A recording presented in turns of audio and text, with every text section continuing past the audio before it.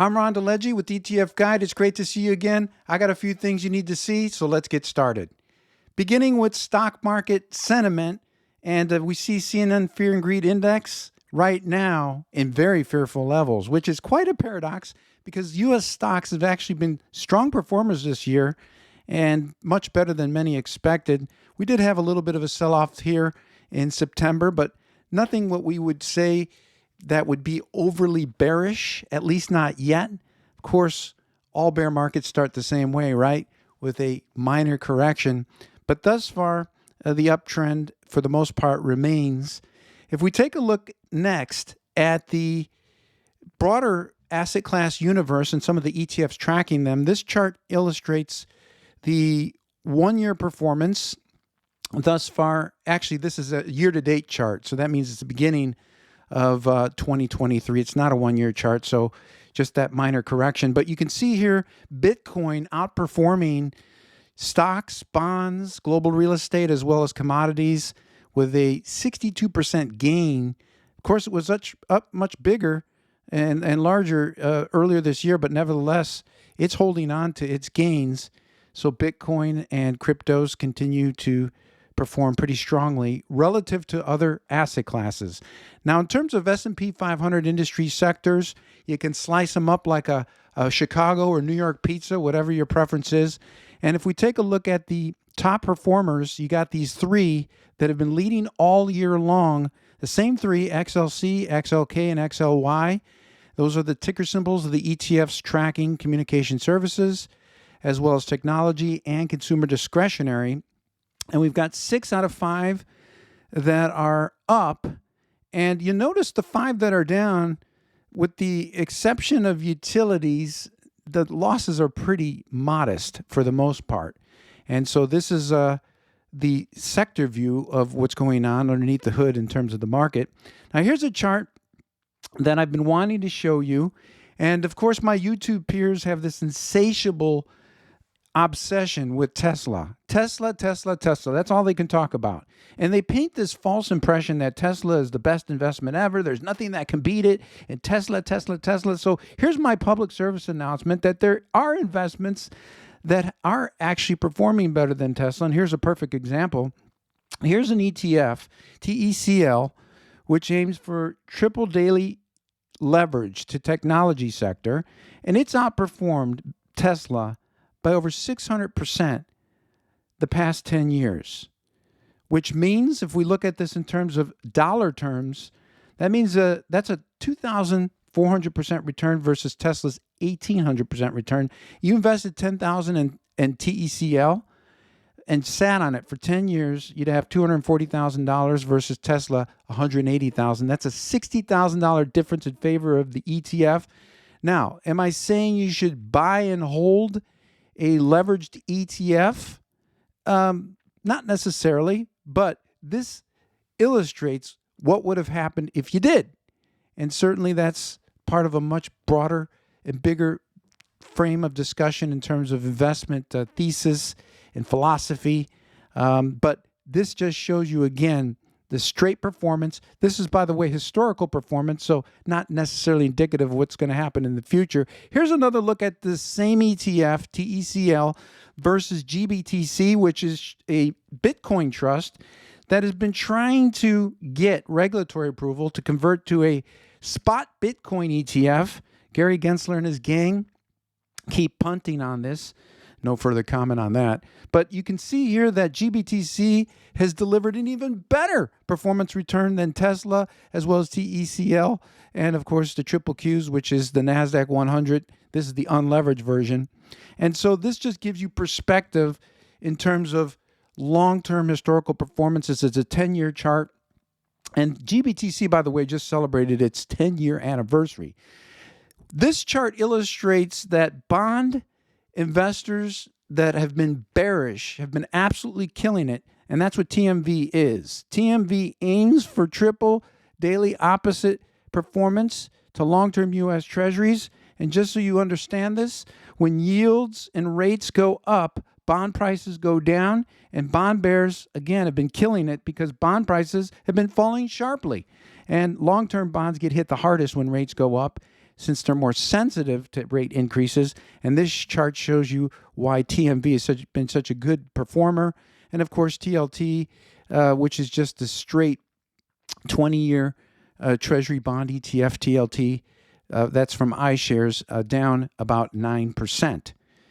If we take a look at what is the market expectations of what future rate hikes are yet to come, this is a Fed Tool Watch from CME, and it shows that more rate hikes are not likely, according to market expectations, for the very next two FOMC meetings. We got November 1st and December 13th. Those are the two final meetings of 2023.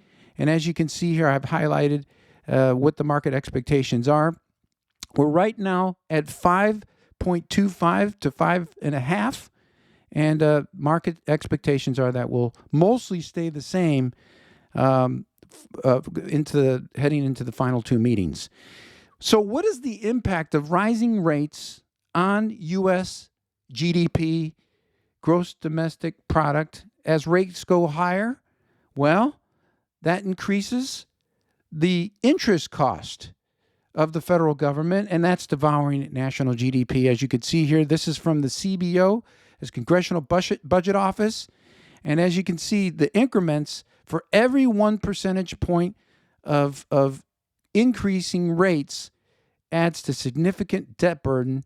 And this is a problem. And this is another reason why I remind everyone that you've got only a couple more months in 2023 to begin shifting money from your taxable and your tax-deferred bucket into your tax-free bucket. And the bottom line here is this is not a political statement. We don't want to get distracted by that. We don't want to get distracted by the confusing other things, the tertiary things. What I want you to focus on is what impact this will have on your bottom line finances. And the simple fact is that U.S. income tax rates are going to skyrocket. And the point is you would want to plan and position your assets correctly right now before that happens. And so getting money into the tax-free zone, in other words, shifting money deliberately into things like Roth IRA. You can do that with Roth IRA conversions. You can do that with Roth IRA contributions or Roth 401k contributions if you qualify.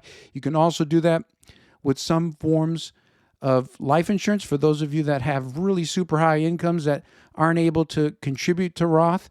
That's also an option that's on the table. But the point is that not a single year should be going by when you are shifting money into your tax-free bucket. You do this before tax rates skyrocket, not after, and higher tax rates are coming. This is the great Milt Friedman who reminded us that, hey, if you put the federal government in charge of the Sahara Desert, there would be a shortage of sand in 5 years. He wasn't wrong. I've got an exciting announcement, and I just released a brand new book that I'm so excited about. It's an ebook titled Portfolio Architecture, and it's a handbook for investors just like you. It's going to teach you all the things you need to know. This is for your core portfolio, the suitable assets for that, as well as the suitable assets for your non-core portfolio, as well as suitable assets for your margin of safety. And these are the what I call three cornerstones of an architecturally sound investment portfolio. The book also covers proper tax positioning and the dollar limits for each of your 3 tax containers, right? Because building an architecturally sound investment portfolio is not just about getting the right asset allocation. It's also about having the proper tax positioning of that asset allocation. You also have 27 model ETF portfolios with the exact ETF ticker symbols for each of those major asset classes. And I've got the portfolios designed for all types of investors from ages 100 or 10 to all the way to 100. And this will simplify and improve your investment process. I'm confident of that. And it's also available as an audio book. So it comes as a package. You get the ebook and the audio book. And I encourage all of you to get a copy. I've got a link in the description section below. Also, my other book, Habits of the Investing Greats, I've got a link to that in the same area in the description section below. It's now available as an audiobook, and I just added an audiobook version in Spanish For my amigos que hablan español, mis compañeros, mi meta es ayudarte a ganar la libertad financiera y empezaremos aprendiendo lecciones de los mejores inversionistas de todo tiempo. Este libro contiene sus hábitos y sus historias. Tenemos que aprender de ellos. So that's my message to my Spanish friends. And now, one final reminder is that all investors, you, me, everyone, need safety. And the more money you have, the more safety that you actually need. And even if you have less money, you may still require a high degree of safety due to your life circumstances or your appetite for less risk. Now, as your investment portfolio grows in value, the financial stakes will only increase. Now, this is especially true if you approach, or as you approach crucial phases of your life, like retirement. A properly deployed margin of safety will prevent major financial shocks during retirement or just before you retire. On the other hand, having no protection leaves you entirely vulnerable. Investors who decide to invest without a margin of safety are automatically overallocated to at-risk investments. So don't be one of them. And that's a very dangerous position to be in. So my margin of safety tool is going to help you to get your mind right and to get your money right. It's going to give you the peace of mind that you need by doing three things. It's going to help you calculate your margin of safety. It's going to help you implement it. And it's also going to help you monitor that safety cushion. So don't leave your money and your investments to chance. You can go to etfguide.com and use that margin of safety tool. So that does it for today's episode. I hope you've enjoyed it. Hit the comment section below. Let me know your thoughts. And I'm Ron DeLegge with ETF Guide. We'll see you next time.